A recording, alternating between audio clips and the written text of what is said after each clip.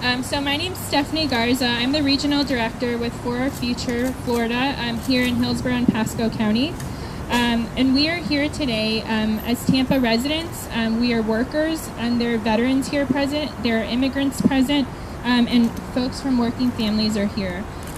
So we are here in response to Ron DeSantis winning the nomination on the Republican side on Tuesday in the governor's race on the primary. We know that Ron DeSantis has an awful record when it comes to health care, when it comes to the environment, and looking out for wealthy families instead of working families here in Florida. And we know there's a sharp contrast between Ron DeSantis and the nominee who has won on the Democratic side, which is Andrew Gillum. We know that Andrew Gillum comes from a working family. He's the son of a bus driver and construction worker.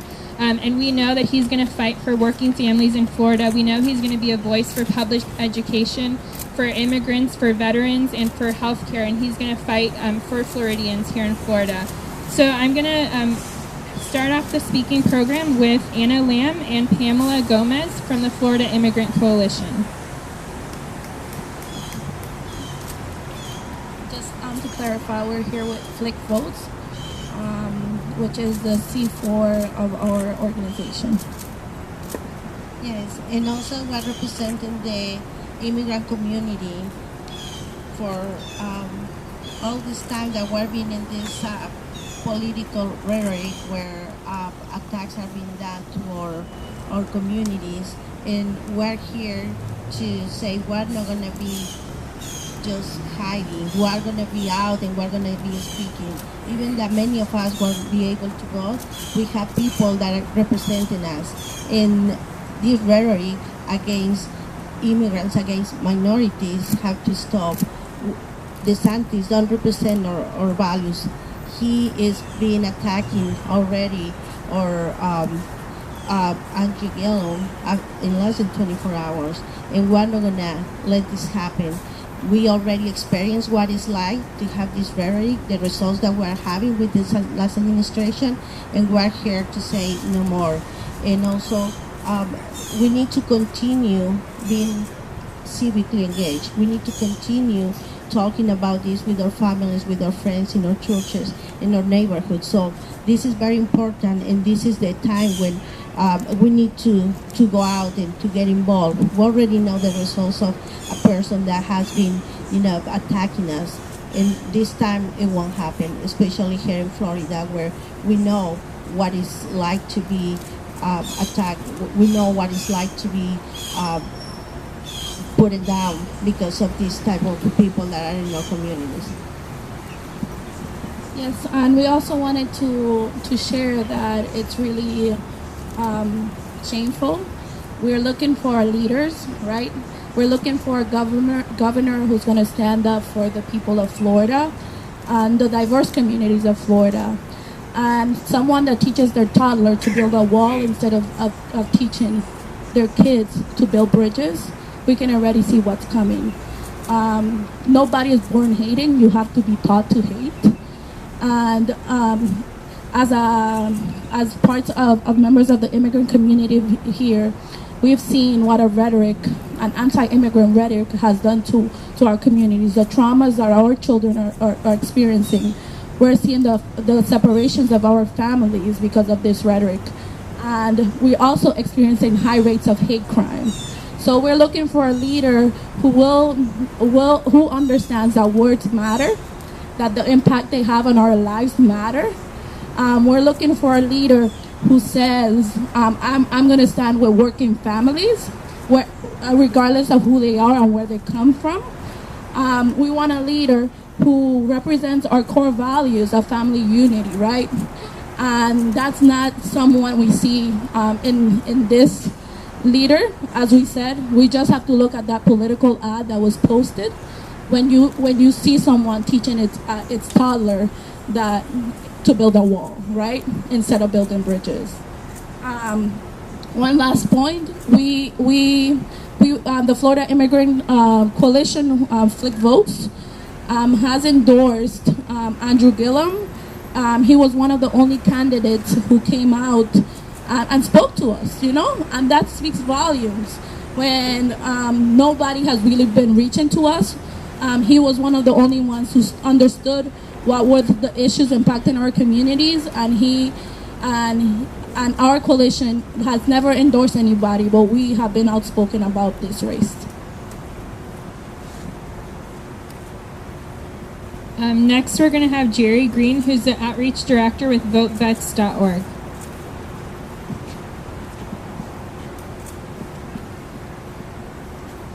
Good morning, everyone. My name is Jerry Green. I am the Florida Director of Outreach for votevets.org and a Desert Shield Desert Storm veteran. As an African American, it obviously hurts a lot to see Ron DeSantis start off his campaign by using monkey in reference to Andrew Gillum. But as a veteran, it hurts a lot too. Ron DeSantis is a veteran, and this kind of vile racism makes all of us veterans look bad. Since the military led the way in integration, it has stood for allowing each man or woman to rise in rank based on their skill, smarts, and ability. Our veterans should carry that message forth. And Ron DeSantis, when he uses these dehumanizing racial terms to describe a black man, betrays us and what we fought for. Not only do veterans deserve to be represented by someone better than that, Florida needs a governor who is better than that. This year, Floridians going to the polls have an important decision to make. This year, we decide whether Florida moves forward by investing in public schools, expanding access to health care, and building an economy that works for all Floridians and not just the wealthy, or whether Florida will continue to be held behind by regressive Republican policies that fail to protect our coasts and clean water, send our taxpayer dollars away from public schools to private charter companies, and prioritize special interests over everyday Floridians.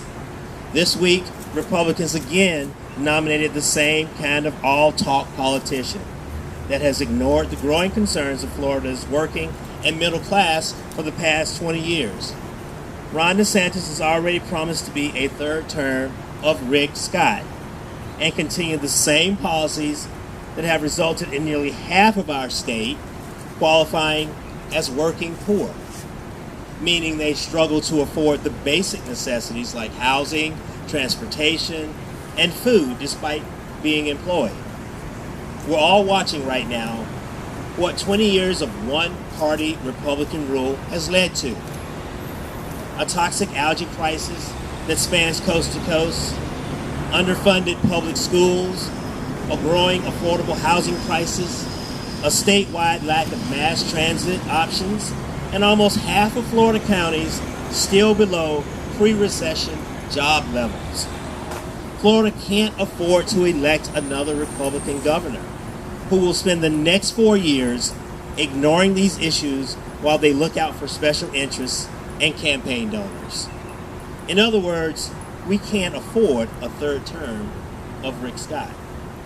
For the last 2 decades, we've had a state capitol that lets polluters write the results that dump chemicals into our water and refuses to protect our coasts from offshore drilling interests.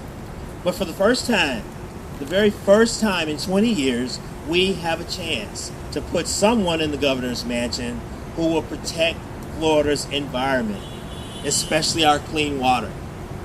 For the last 2 decades, we've had Republicans running Tallahassee who only care about wasting our money on tax breaks for corporations and wealthy people who don't need them, making sure yacht owners and the people who donate to their campaigns are well taken care of. But for the first time in 20 years, we have a chance to put someone in the governor's mansion who cares about working people and the families in Florida who get up every morning, take their kids to school, and punch a clock every day.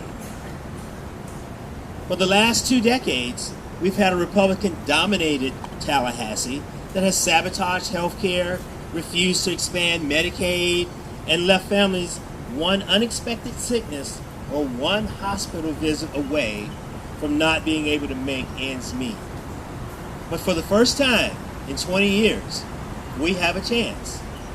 And everyone out here today has a chance to elect a governor who will wake up every day fighting for your health care, who will work from day one to expand Medicaid to 700,000 low-income families who desperately need it, who, unlike Rick Scott, will protect coverage for pre-existing conditions. For the last 2 decades, this state has been run without caring about the people who live here. But this election, this environment, and this candidate, Andrew Gillum, should give everyone hope that this year they have a real chance to change that and change Florida for the better. Thank you.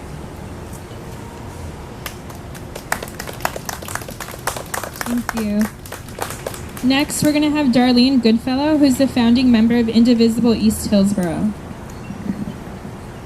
Thank you, Stephanie. Good morning. My name is Darlene Goodfellow, and I'm a founding member of Indivisible East Hillsborough. Last year, Indivisible formed after millions of Americans like myself woke up horrified to realize that Donald Trump had been elected as our next president. A man who began his campaign by calling all immigrants drug dealers and murderers, scammed his workers of their paychecks, and bragged about sexually assaulting women. Ever since, Trump has taken our country in the wrong direction, passing permanent massive tax cuts for the wealthy while everyday working families get left behind, heartlessly and cruelly kidnapping thousands of immigrant children from their parents, and working to sabotage the Affordable Care Act at every turn, even though it means jeopardizing the care of millions of Americans like myself. Yesterday, we woke up to discover that Trump had nominated the Republican candidate for governor here in Florida, Ron DeSantis. It's no surprise why. Every step of Trump's presidency, Ron DeSantis has cheered on the president's efforts and voted to repeal the Affordable Care Act, health care protections for people with pre-existing conditions, and DeSantis rubber-stamped the Trump tax scam, a massive handout of our tax dollars to the wealthy and their kids, like the Trump family. And Donald Trump is returning the favor, campaigning for DeSantis so that Trump has a lapdog for a governor when he visits Mar-a-Lago for golf trips. If elected, Ron DeSantis would just mark to Trump's Twitter orders, the same way Rick Scott has. DeSantis has already promised to continue to block Medicaid expansion for over 700,000 working poor Floridians who currently can't get care. DeSantis said health care is not a right. Is that the guy Floridians want in the governor's mansion?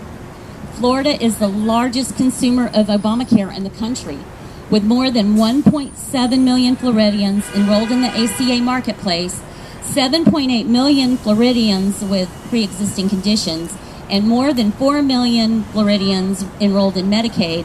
A Ron DeSantis governorship that backs full repeal of the Affordable Care Act and the protections it provides millions of Floridians would have devastating consequences for families across the state. I know the importance of having access to quality health care. Being self-employed and having pre-existing conditions, including a higher risk for breast cancer after a suspicious mammogram and negative biopsy, I rely on the ACA for access to doctor's visits, prescription medications, and diagnostic testing. Thankfully, even though Florida had a governor in Rick Scott lobbying for repeal and a congressman like Ron DeSantis voting for repeal, Floridians had Senator Bill Nelson in the Senate casting that deciding vote to protect their access to affordable care. And now, in Andrew Gillum, Floridians have a gubernatorial candidate they can trust to defend their care against Donald Trump, Rick Scott, and Ron DeSantis. All last year, I marched side by side with thousands of other Tampa Bay residents who protested against repeal efforts and successfully pressured our leaders into abandoning this heartless attempt to rip away our care. I marched with Republicans and I marched with Democrats because all of us know someone who in some way has been helped with a pre-existing condition or whose life has been saved by the ACA and who would suffer if it were repealed. Making sure everyone has access to care is not a partisan issue, it's a human issue. And Ron DeSantis firmly stands against the best interests of Floridians on health care. Thanks.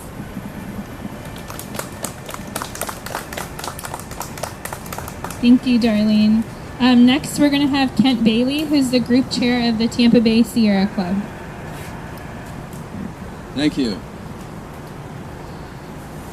The Sierra Club has always been proudly nonpartisan.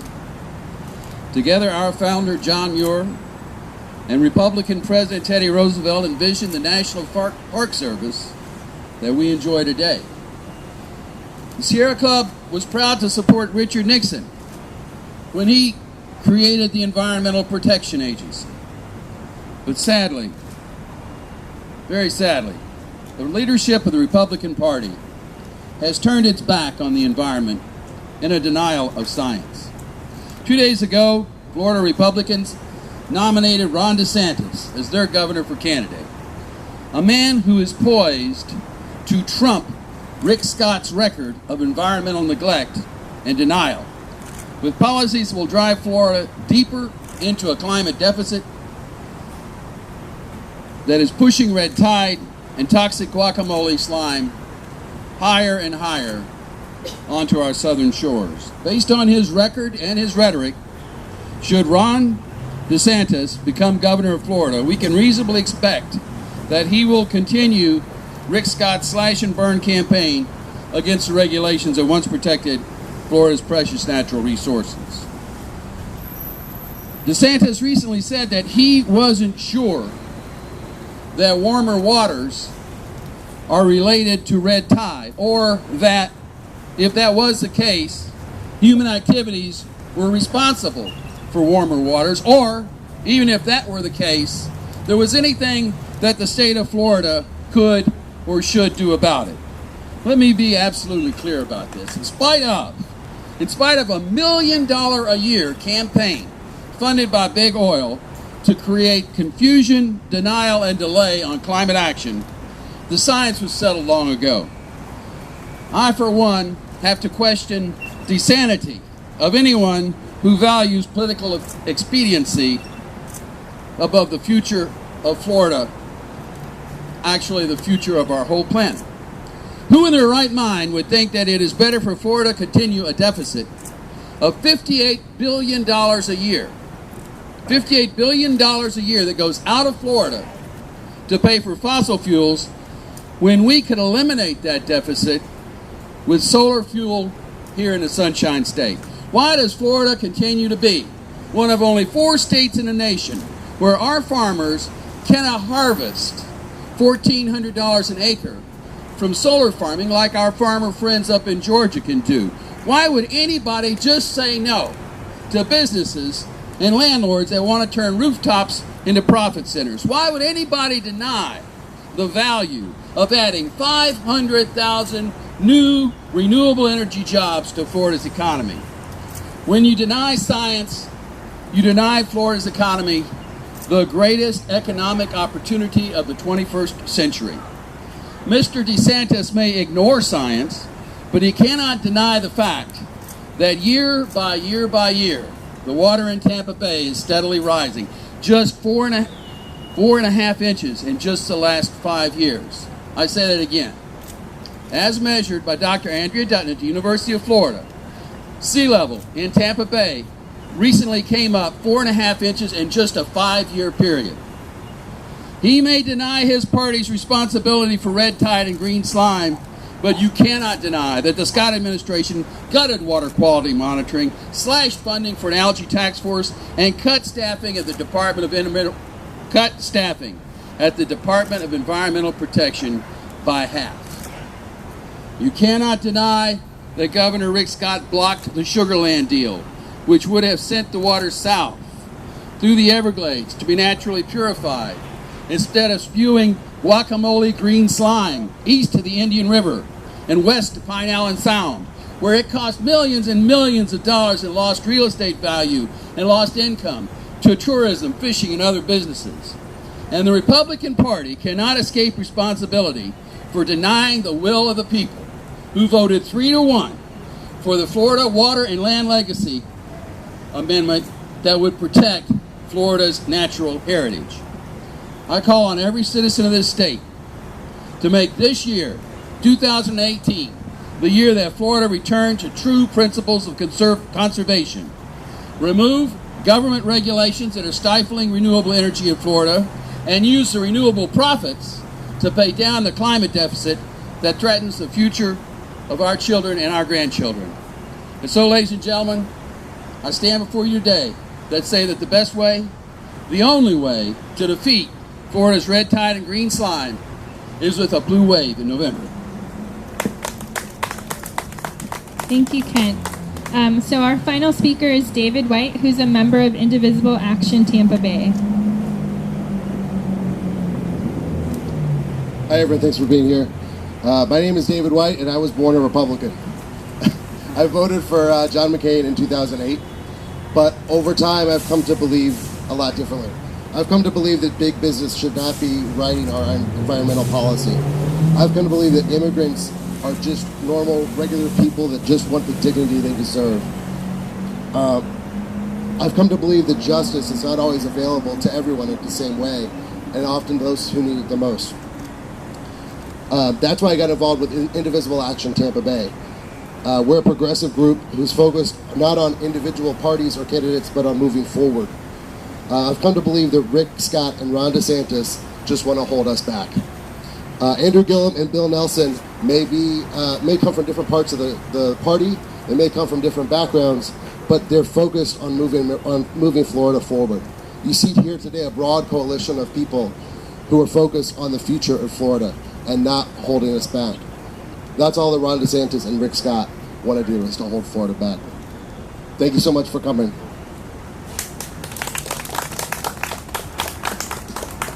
So again, we're here today as a coalition of different communities within Tampa Bay and within Florida, and we're here standing together to say that we are not going to allow Ron DeSantis to win in November, and we are going to ensure that Senator Nelson and our future Governor Andrew Gillum will be elected this November. Thank you all for attending.